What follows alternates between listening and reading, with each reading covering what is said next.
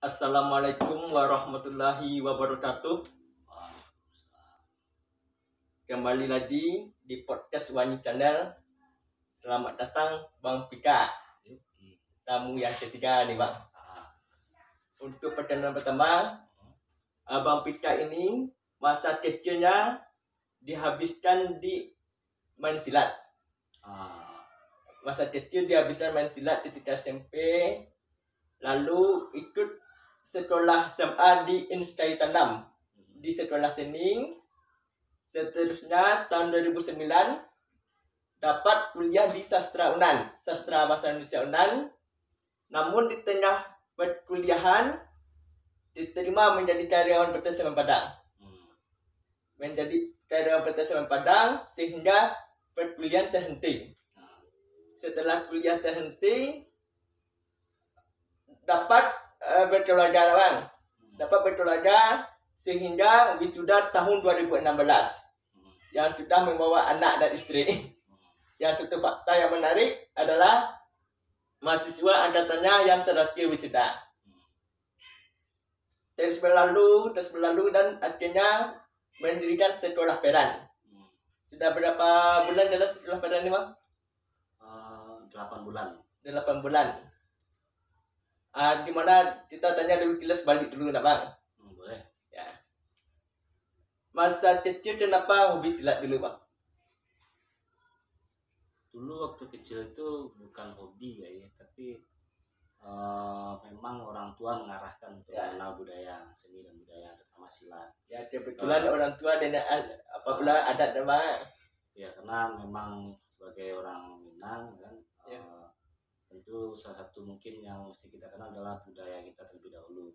Salah satunya adalah silat. Makanya waktu itu orang tua lebih mendekatkan kepada silat tradisional waktu itu. Ya karena latihan rutin pada akhirnya mengenal, lalu mencintai, lalu menekuni silat itu sampai pada akhirnya menjadi atlet juga. Sempat mewakili Sumatera Barat di tingkat nasional di kejuaraan Popnas ataupun kejuaraan. Tahun berapa dulu tuh Bang? Popnas kan waktu itu tahun 2006 kalau nggak salah. 2006 2007 lupa, waktu itu di Kalimantan Timur. Ketika SMA gitu nah. Ya, waktu baru tamat SMP, perpindahan antara SMP ke SMA, baru ke satu SMA kalau nggak salah. Kelas 1 SMA dapat juara. Oh enggak, di Kalimantan waktu itu nggak dapat juara. Cuman di Sumbar dapat sampai ke babak final waktu itu. Ke babak final. Lalu setelah SMA SMP tersebut, kenapa tidak sekolah di Padang? Kenapa tertarik sekolah di Kayu Tanam? Sekolah di Kayu Tanam tuh sebenarnya tidak tahu kalau ada sekolah di Kayu Tanam.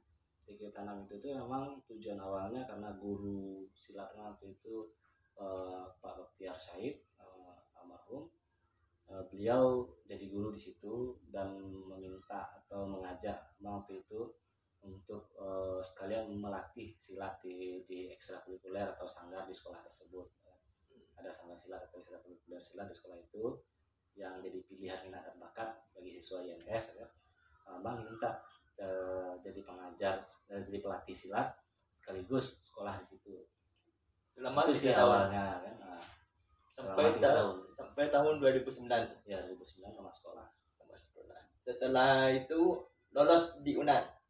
Oh ya, setelah itu tuh lolos SNPTN waktu itu kalau nggak salah. SNPTN ya, SN atau SBMPTN? SNPTN lah. Undang, mahasiswa undang. Enggak juga. Bang ikut ujian waktu itu. Kalau secara SBMPTN dan ujian kan? Lulus di Sastra Indonesia, memang pilihan itu dua waktu itu. Karena jurusan di sekolah IPA harus memilih 3, jadi waktu itu dapat paket IPC. Karena ya pilihan pertama itu pendidikan bahasa Indonesia, yang pertama itu sastra Indonesia, yang kedua pendidikan bahasa Indonesia, yang ketiga itu sembarang pilih waktu itu, nggak tahu, yang penting tetap ingin di bahasa Indonesia. Jadi nama jurusannya yang sastra bahasa Indonesia dulu. Sastra Indonesia dulu. Di UNP kan pendidikan bahasa Indonesia ada, kalau di UNAN kan cuma sastra ya, pendidikannya nggak ada. Ya, alhamdulillah lulus di UNAN. Maaf Bang, ada hal yang menarik. Faktanya Abang yang terakhir wisuda angkatan Abang. Kenapa itu terjadi dulu tuh? Terakhir wisuda itu karena ya salah satu faktanya alhamdulillah dapat bekerja di pabrik terpaksa harus BSS kan? BSS. Berhenti sementara perkuliahannya. Berapa lama berhenti dulu Bang? Yang berhenti itu sebenarnya 1 tahun, tapi yang diakui itu 1 semester karena ada ya administrasi yang diurus waktu itu ya. Jadi diakui 1 semester ya, yang mestinya tamat harus 7 tahun maksimal, lunan kalau nggak tamat DO terpaksa karena ada BSS jadi 7,5 tahun. 7,5 tahun tamat di UNAN. Alhamdulillah dapat wisuda juga di UNAN. Tahun 2016. Nah, 2017 waktu itu. 2017. 2017. Sudah bawa istri dan anak. Sudah bawa istri dan anak. Nah, satu hal yang menarik juga dulu. Ya. Setelah bekerja, sekarang kita bahas industri dan sekarang nih Bang. Ya. Sekolah Peran. Apa latar belakang Abang ini mendirikan sekolah Peran ini? Sekolah Peran ini yang pertama itu tuh melihat bahwa belum adanya sanggar atau tempat pengembangan minat dan bakat untuk seni peran bagi anak-anak. Ya, kalau bagi orang remaja atau mahasiswa ataupun apa, ada jurusan perkuliahan atau komunitas-komunitas seni yang emang bergerak di bidang seni peran, kayak komunitas teater itu ada. Ya. Cuman bagi anak-anak itu tidak ada yang melihat ya. Apalagi sekolah yang sekolah formal tidak ada, sekolah informal tidak ada juga. Makanya Bang melihat itu yang paling banyak itu sebenarnya adalah sanggar-sanggar tari yang melihat untuk pengembangan minat dan bakat anak-anak, ataupun ada sanggar musik 1-2, jadi tidak begitu banyak minatnya. Yang paling banyak itu minat adalah sanggar tari. Di mana-mana ada sanggar tari itu tuh mulai dari jenjang pendidikan TK, bahkan PAUD sudah ada anak yang ikut tari ya, sampai yang ya remaja ataupun dewasa. Jadi kita ini mencoba suatu hal yang berbeda. Bukan suatu hal yang berbeda, tapi memberikan pilihan baru. Bahwa ada tempat pengembangan minat dan bakat selain sanggar tari. Nah, ada yang bisa anak itu sanggar seni peran ini, SIN kan, SIN sekolah peran. Dibikinlah SIN sekolah peran yang memang sebagai wadah atau tempat pengembangan minat dan bakat anak-anak yang berminat mungkin di bidang peran, seni acting gitu. Seni acting. Kalau boleh tahu di mana lokasi sekolah ini yang mandirikan? Di Gadut. Di Gadut. Di rumah orang tua di Gadut. Di Nuansa Indah. Nuansa Indah. Kalau ada orang yang minat mendaftar, bagaimana caranya itu?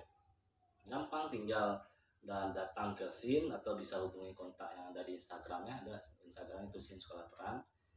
Hubungi aja nanti. Biasanya sih itu yang berminat atau yang ingin mendaftar itu nunggu tahap berikutnya. Karena tahap yang awal ini tahap ketiga sebenarnya ini. Tahap yang ketiga ini sudah menutup pendaftaran karena bertahap, pembelajaran itu bertahap dari A, B, C ya. Jadi kalau masuk di tengah takut ketinggalan yang tahap yang dasar yang awalnya gitu ya. Makanya Bang bukanya itu bertahap. Jadi yang hari ini kawan-kawan itu yang anak-anak yang latihan di situ tuh udah jalan tahap itu ya lebih kurang sekitar 7 atau 8 kali pertemuan lah yang efektifnya udah jalan segitu. Jadi kalau mau nambah ingin daftar di awal tahun besok bisa aku daftar lagi.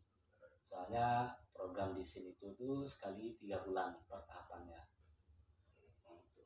Kalau masalah biaya tidak Kalau itu benar kan? Untuk saat ini biaya gratis, sekolah di sini tuh gratis, jadi semuanya bisa mencoba lah. Kalau seandainya punya minat dan bakat, ya silakan coba. Itu terbuka untuk semua usia. Ada usia yang anak-anak, remaja ataupun dewasa. Tidak dibatasi juga usianya. Jadi sampai hari ini belum ada pembicaraan tentang berapa biaya sekolah. Dan hari ini Bang gratis kan sampai ke depannya tetap gratis. Targetnya apa nih anak-anak ini Bang yang ikut sekolah nih targetnya? Bisa berperan. Ya. Ada satu fakta pula yang menarik yang didengar, film Abang sudah sampai ke negeri Papua. Singapura. Singapura. Ya. Itu karena sebelum itu tuh emang entah kenapa kan Bang berminat di bidang seni itu ya, proses seni peran itu tuh udah lama. Dari sekolah ada minat di bidang seni peran, ikut juga di komunitas teater, bahkan ikut pendidikan komunitas teater. Alhamdulillah sekarang masih eksis ya. Lalu karena ya prosesnya beda di teater dengan di film itu beda, makanya milih film karena film lebih singkat secara proses kan, lebih tidak banyak bertatap muka dengan banyak orang, lebih bisa dikerjakan dengan ngajak kawan ke rumah atau kita ke rumah dia ya. Itu lebih lebih lebih efektif dengan kondisi sekarang, kondisi udah punya istri, udah punya anak, lebih efektif kerja-kerja seperti itu. Kadang-kadang kami juga kerja via Zoom atau via video call di WA. Jadi meskipun ada kawan komunitas kawan tuh banyak maksudnya itu yang di film ini kawan-kawan itu ada yang domisili di Jambi, ada yang di Tinggi, ada yang di Payakumbuh, ada yang Batu Sangkar ya. Jadi kami bertemu itu teman-teman kuliah dulu. Iya, salah satu teman-teman kuliah, dulu teman-teman yang bertemu di luar itu ya. Cara bertemu kami itu gampang, kami bikin hari ini kita jadwalkan dalam minggu ini kita bertemu 2 kali seminggu misalkan. Untuk jam itu dulu tuh Bang. Ya. Apa di teman dulu tuh? Tanah Bako. Ya, itu tuh cara kerjanya ini itu kan. Jadi itu cara kerja yang efektif menurut Bang ya. 2 kali seminggu, tapi pertemuan itu via Zoom ya. Atau via video call di WA juga bisa kan, yang grup itu kan. Ya udah itu 2 jam dalam membahas apa kan, apa yang mesti dibahas, lalu berapa jam pertemuan kita seperti bertemu secara langsung kan. Untuk film itu dulu ya. Ya untuk film itu tidak seperti itu kerja Bang, karena masih belum banyak yang tamat kuliah, masih banyak yang di Padang, kawan-kawan semuanya ada juga, dan masih bisa bertatap muka waktu itu, proses itu ya, banyak tatap mukanya. Film Tanah Bako ini berapa orang dulu artisnya dulu tuh? Di Tanah Bako itu pemerannya kalau nggak salah ada sekitar lebih kurang 10 lagi. 10 orang. Ya lupa berapa pastinya, berapa yang memerankan. Tahun berapa dulu tuh? Bang, produksi itu di tahun 2020. 2020? Baru udah tahun ini? Ya baru dekat. Dimulai di tahun 2019 dan mulai nulis naskah dan mulai garap-garap ininya, lalu kita mencari lokasi dan semacam, dan mulai tahun 2019. 2020 baru mulai produksi, 2020 awal. Di 2020 tengah film itu diperlombakan, didistribusikan sampai waktu itu juara dan terpilih sebagai film terbaik di Singapura. Itu ada festival Minangkabau yang bikin itu, Minangkabau Association Film Festival gitu, short movie kalau nggak salah. Sebelum film ini bisa ditampilkan di Singapura, tentu sebelumnya ada lomba-lombanya dulu Bang. Bagaimana prosesnya dulu tuh? Itu tuh lomba yang pertama Bang ikutan tuh emang di kompetisi itu, kompetisi film itu kan yang ikutan. Lalu alhamdulillah dapat juara.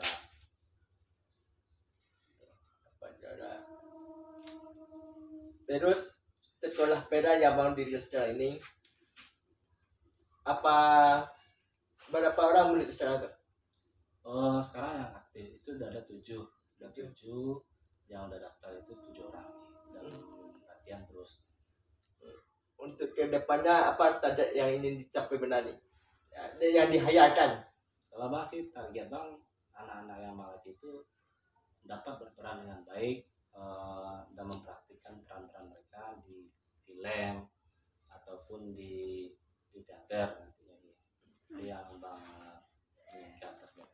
Kalau untuk kelas sih Bang tidak ingin banyak, maksimal 8 udah, karena tempat masih kecil satunya. Kelas ini macam mana Bang? Muatan kelas, kalau di sekolah kan muatan lokalnya ada berapa kan?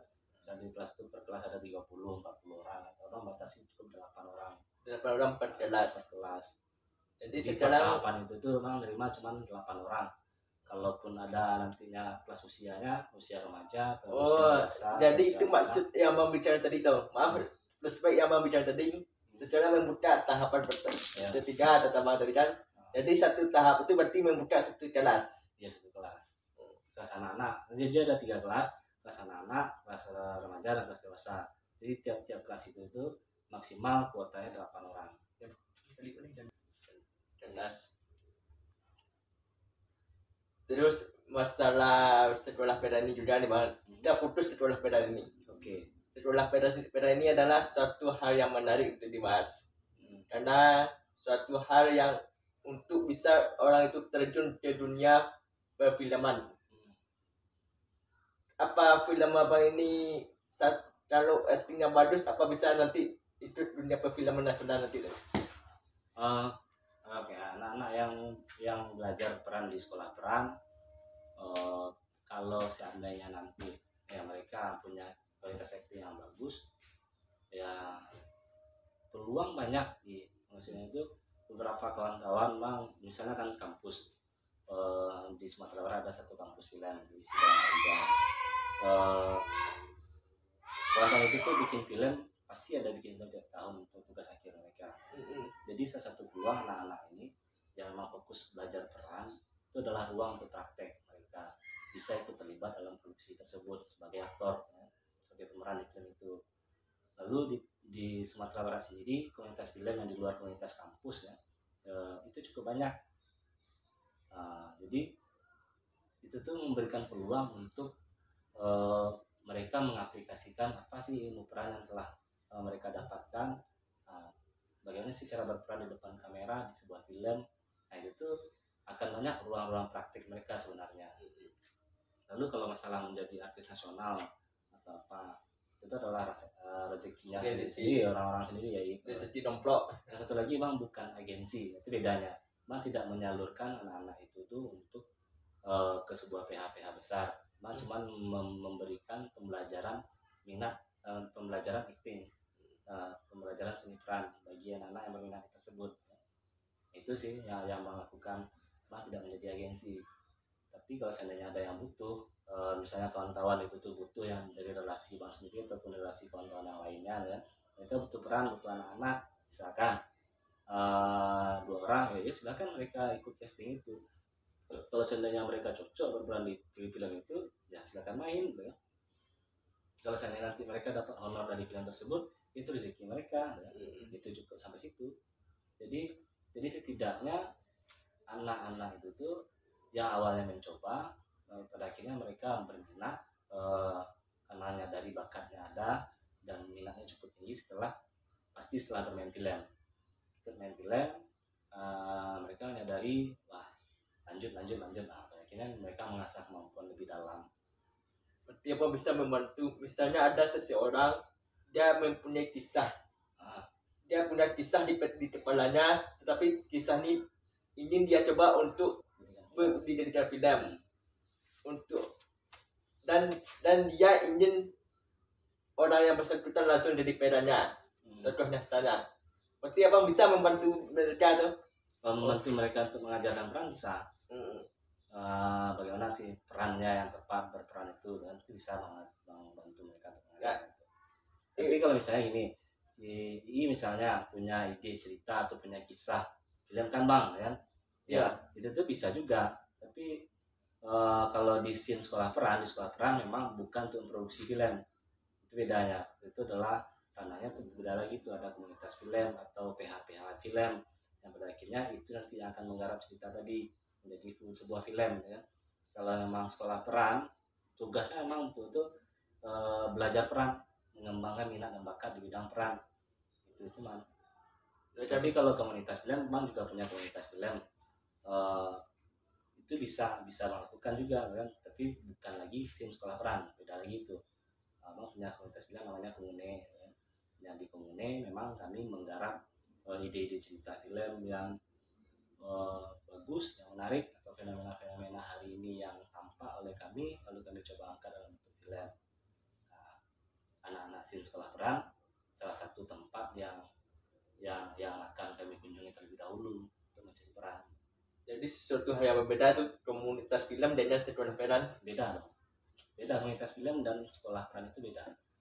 Komunitas film memang tempat komunitas untuk orang-orang yang satu keinginan atau satu hobi, mereka berkumpul memproduksi sebuah film. Kalau sekolah peran itu tuh betul-betul tempat ruang yang mengajarkan dasar-dasar atau ilmu-ilmu tentang seni peran sendiri atau acting itu. Nah, itu sih bedanya.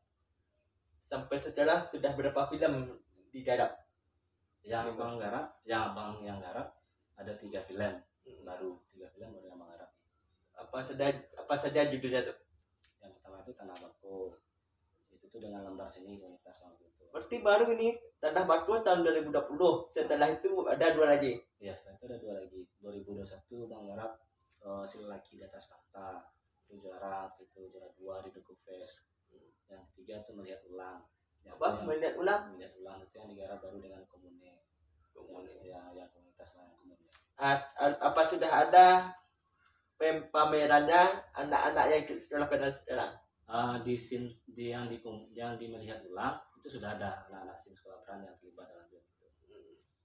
Itu kan filmnya diproduksi baru 1 bulan belakangan kalau nggak salah selesai ini. Jadi ya di bulan 9 waktu itu film itu selesai.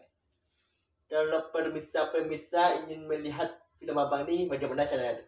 Oh itu film Bang itu tidak Bang distribusikan ke YouTube atau ke yang lain. Jadi di YouTube tidak akan ada ya. Bang paling cuma distribusikan film itu ke festival-festival film. Festival film itu biasanya mereka memutar film itu tergantung, misalnya di tempat penyelenggaraan festival atau ada juga festival yang memutar film itu di YouTube dan ada yang memang ditonton secara umum, ada yang ditontonnya itu sifatnya dapat link dulu baru bisa nonton. Nah, itu. Jadi tidak bisa dicari di YouTube Melihat Ulang misalnya kan belum tentu ketemu kan karena memang tidak mengupload film-film itu di YouTube. Jadi sifatnya privasi. Bukan privasi sebenarnya tujuannya ya. Kalau di YouTube tujuannya adalah membuat sebuah hiburan ya. Orang-orang lain bisa mengakses. Dan yakin film itu di YouTube tidak akan banyak nonton.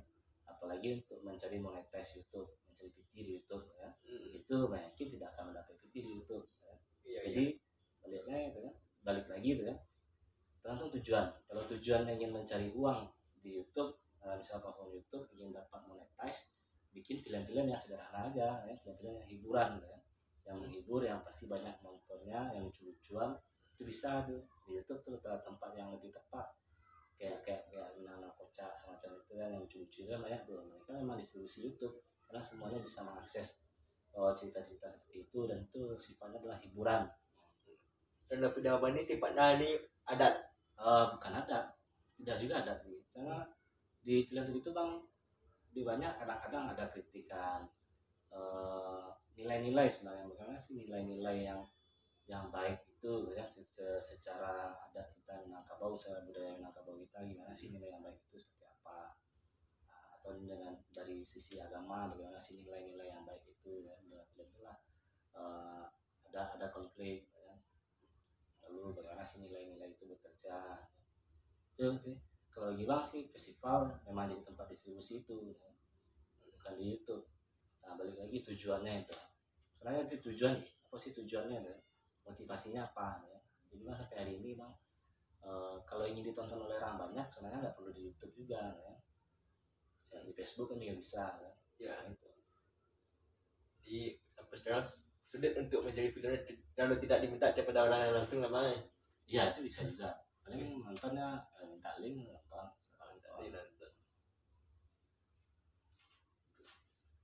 Terus sudah go internasional filmnya ini Pak. Tanah Bako tadi judulnya ya.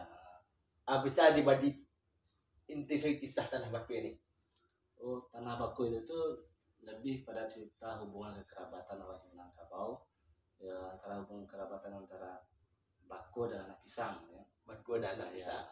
Tapi di sini persoalannya adalah tanah. Anak pisang ini diberi tempat tinggal oleh Bakonya di tanah Pusako Bakonya itu ya. Belilah rumah di sini, inilah rumah sini tinggal di situ ya. Tapi tentu batas awak beranak pisang itu ada batas. Ya. Aduh umurnya namanya pisang kan sampai nyoba buah telah dia nggak bisa gitu kan namanya itu anak pisang kan. Sampai lah mati kan berarti itu hubungan anak pisang dan anak Bako tadi itu.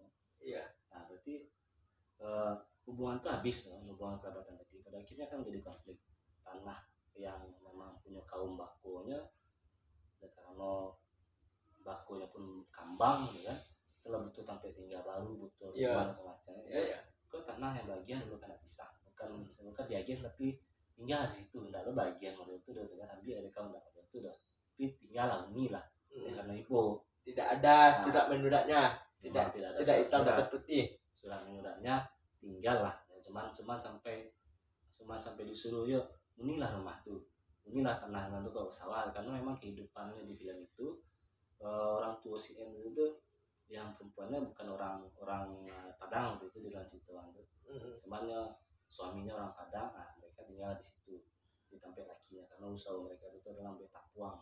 Jadi si anak pisang ini Iya, tentu kadang di situ. Si anak pisang ini orang tua perempuannya tidak orang Padang. Bukan orang Padang. Nah, jadi dia orang rantau.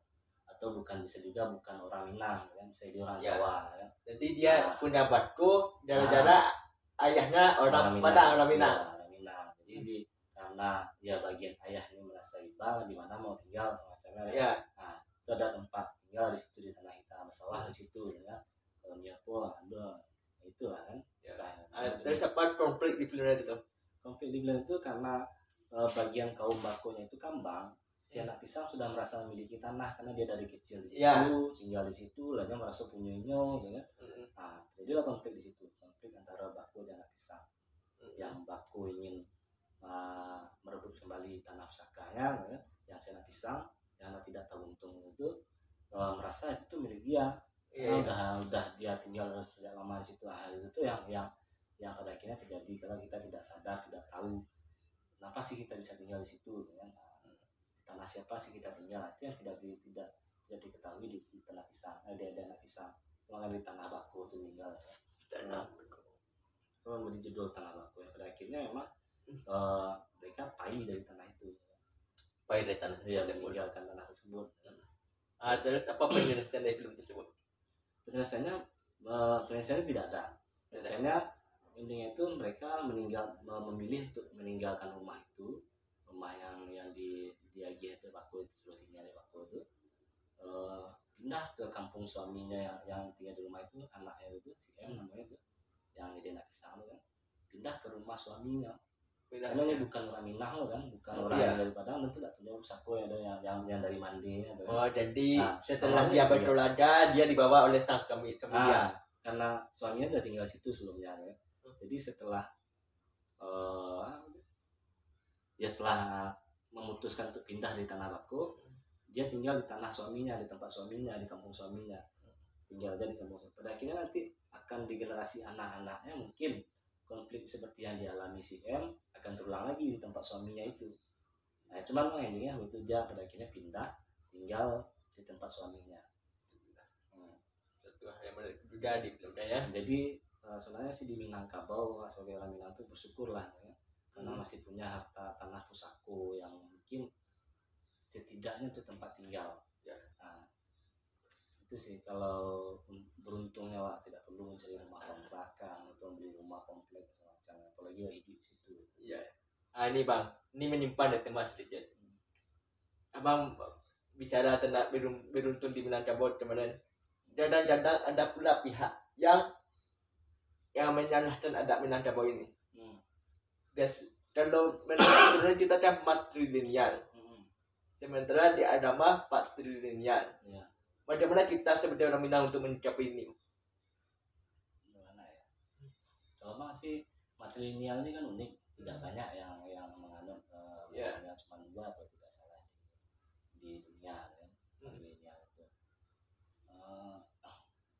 Secara agama kan selama ini kan tidak ada masalah.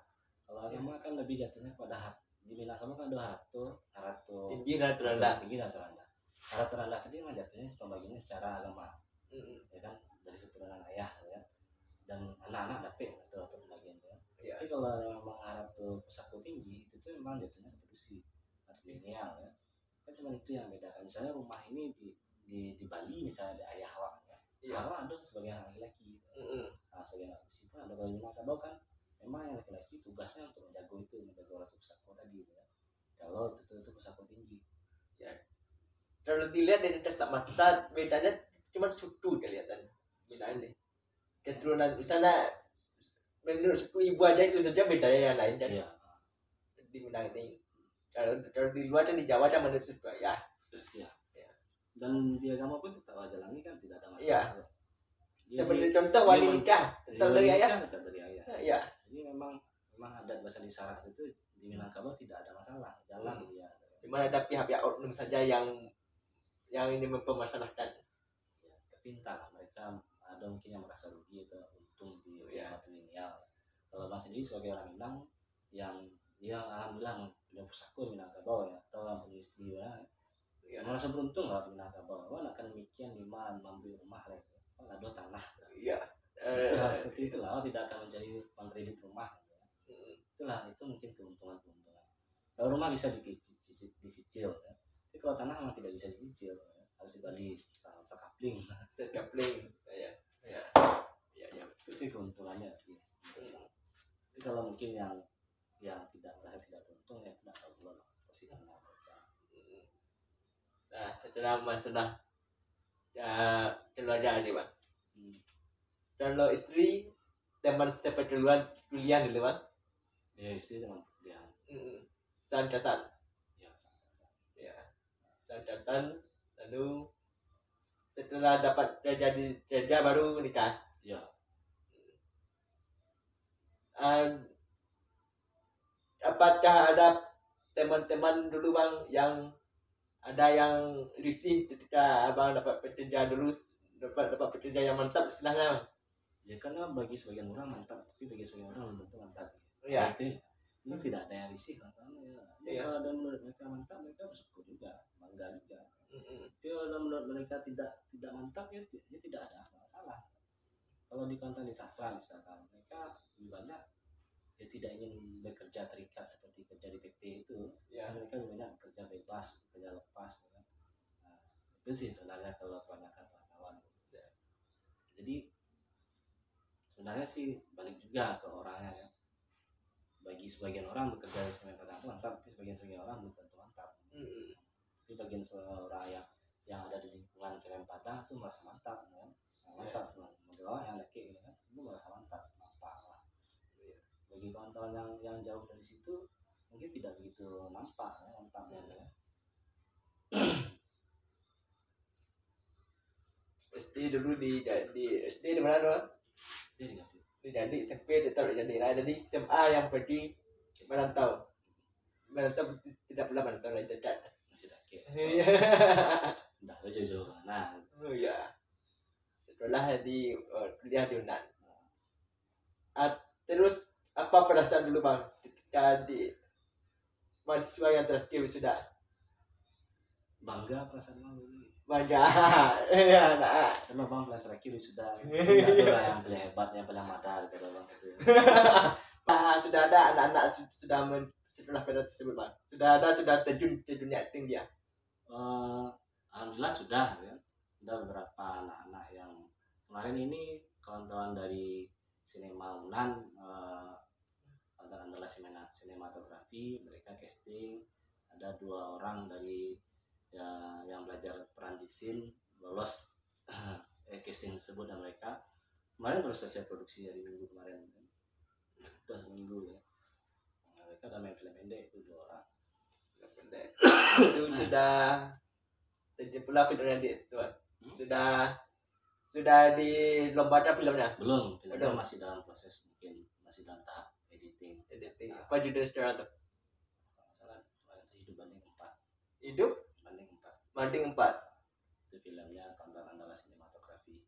Kalau tidak ditonton belum tentu inti dari kisahnya. Ya. Hidup Banding 4 apa pula maksudnya itu kan? Iya.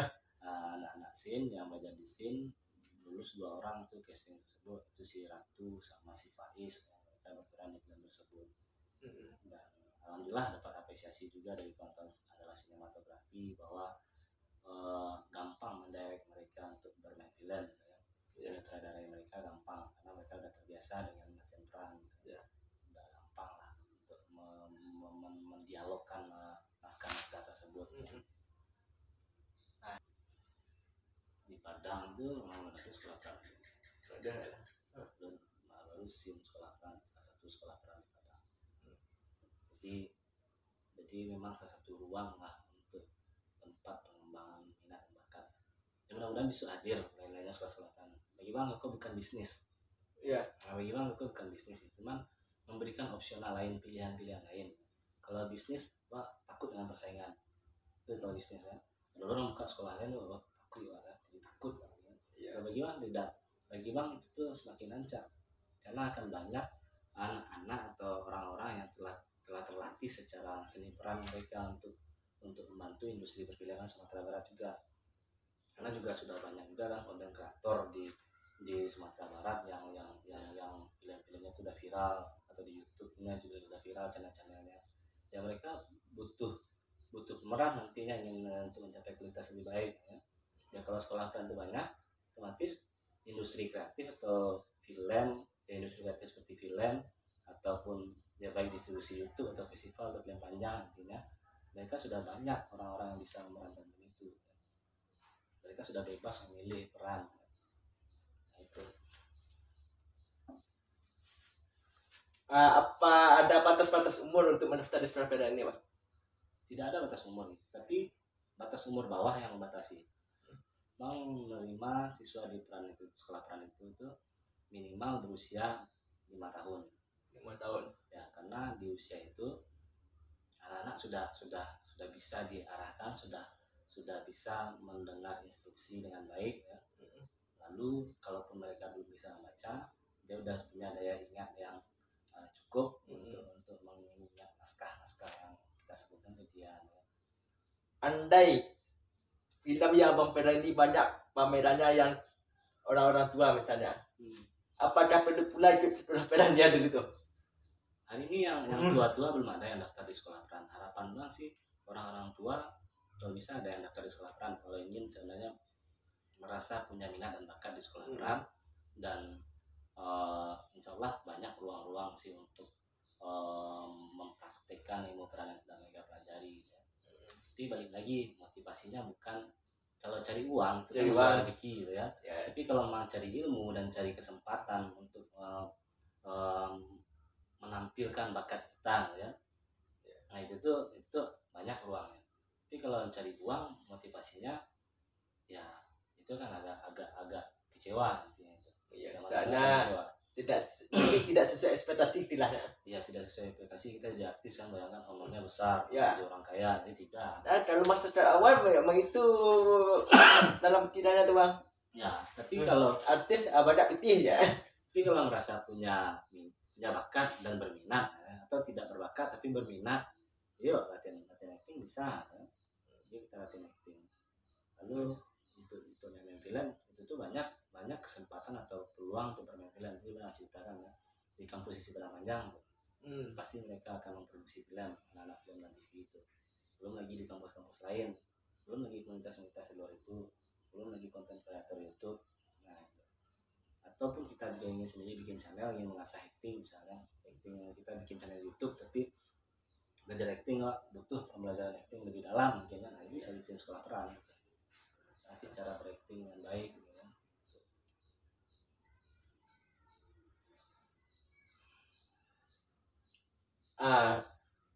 Apakah dulu yang bisa tes Singapura dulu Bang, apakah apa apresiasi yang diraih ketika tampil film di Singapura dulu?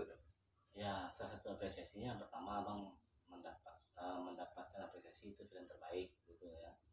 Lalu diapresiasi oleh masyarakat yang nonton di situ atau penonton di Singapura itu yang mereka seakan-akan konflik ini konflik yang nyata bagi mereka, konflik yang dekat dengan mereka, konflik tentang tanah itu sendiri gitu ya.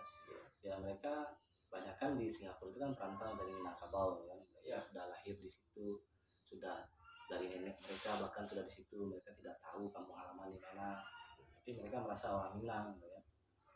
Mungkin ada 1-2 yang sempat pulang mungkin ke Sumatera Barat melihat tanah kampung halamannya dan melihat rumah gadang ya, tapi tidak semuanya juga yang pernah pulang ke Padang ke Sumatera Barat. Ya. Itu sih. Jadi mereka merasakan mungkin di yang pernah pulang ternyata merasakan konflik-konflik seperti itu juga kan. Kenapa mereka datang di situ Singapura sebagai itu aja ya pesan mah mungkin ya. Bagi yang nonton jangan rugi kalau ingin punya anak atau ingin atau merasa berminat di bidang seni peran atau acting, boleh ikut gabung di SIM Sekolah Peran. Nah, bisa Alamat cek lengkapnya, juga, alamat lengkapnya. ya bisa cek di IG Sin Sekolah Peran, yaitu di IG-nya itu Sin Sekolah Peran, Sin titik Sekolah Peran. Ya. Jadi bisa cek IG itu, nanti pengumuman kapan buka tahap berikutnya bisa diikuti di situ. Nah, tinggal hubungi aja kontak yang tertera di IG tersebut. Di sekolah peda ini berarti abang sendiri langsung mengelolanya ya? Bang berdua sama teman bang, ada satu lagi Umar namanya. Dia memang lebih banyak ke hal-hal yang sifatnya administratif. Lalu untuk konten-konten di Instagram tuh dia lebih banyak mengolah itu. Oh, jadi yang mengelola media sosial ya? Ya, mengelola media dan administratif itu banyak kan Umar. Kalau bang sih lebih banyak mengelola apa sih kurikulum yang akan kita berikan kepada yang daftar, lalu bagaimana metode pembelajarannya, ya masalah pembelajaran itu lebih banyak bang. Kalau masalah bagaimana nanti di sosial medianya itu lebih banyak si Umar itu. Nomor 2 sama Umar. Jadi tidak ada kalau yang perempuan mengelola bang. Ya karena tidak ada yang ikut terlibat di situ ya. Jadi kalau ada tidak masalah ya. Ya bagus lah. Tapi balik lagi, kalau motivasinya uang, ya jangan pernah ada motivasi uang, tapi setidaknya motivasi berkarya dulu ya. Ini masalah pedan. Bagaimana pula cara kalau ada adegan menangis, bagaimana cara dia tuh? Adegan menangis itu yang pertama. Kalau peran yang sesungguhnya itu adalah bagaimana kita merasakan, membayangkan. Misalnya adegan itu menangis, orang tuanya meninggal misalkan, dan di film itu tuh harus nangis ya. Ya. Bayangkan, meskipun yang dilihat itu tuh kan bukan orang tua kita, bahkan tidak ada, hanya kamera yang menghadap di sini, tapi kita berpura-pura untuk menangisi orang tua yang meninggal ya. Caranya adalah membayangkan, itu namanya imajinasi ya. Nah, berimajinasi itu sederhananya adalah membayangkan. Bayangkan orang tua kita yang terbujur di hadapan kita itu meninggal, dan orang tua kita sangat sayang atau kita merasa berdosa ke dia. Bayangkan itu dulu. Nah, sebenarnya acting yang hebat itu ya, pemeran yang hebat tuh orang-orang yang gampang membayangkan itu ya. Nah, jadi gampang dia merasuk acting itu ke dalam jiwa, ke dalam jiwanya. Dia membayangkan benar-benar ada orang tua di depan ini ya. Nah, akhirnya dia ya secara tidak sadar aja dia akan menangis ya. Pernah dulu dibaca di Google istilahnya, untuk acting menangis dia butuh waktu 5 jam. Tidak terkeluar matanya. Nah, itu karena dia tidak membayangkan dengan baik. Iya. Kalau sebenarnya latihan acting itu latihan yang mengasah kita untuk membayangkan peristiwa-peristiwa. Kalau kita tidak pernah melihat peristiwa itu, nah itu yang pada akhirnya kita harus mencari referensi. Misalnya pernah enggak pergi melayat, pernah melihat misalnya orang yang betul-betul kehilangan orang tuanya, bagaimana sih perasaan dia. Nah, kita harus mungkin bertanya boleh, atau mengamati saja juga boleh. Nah, itu sih cara belajar acting yang sebenarnya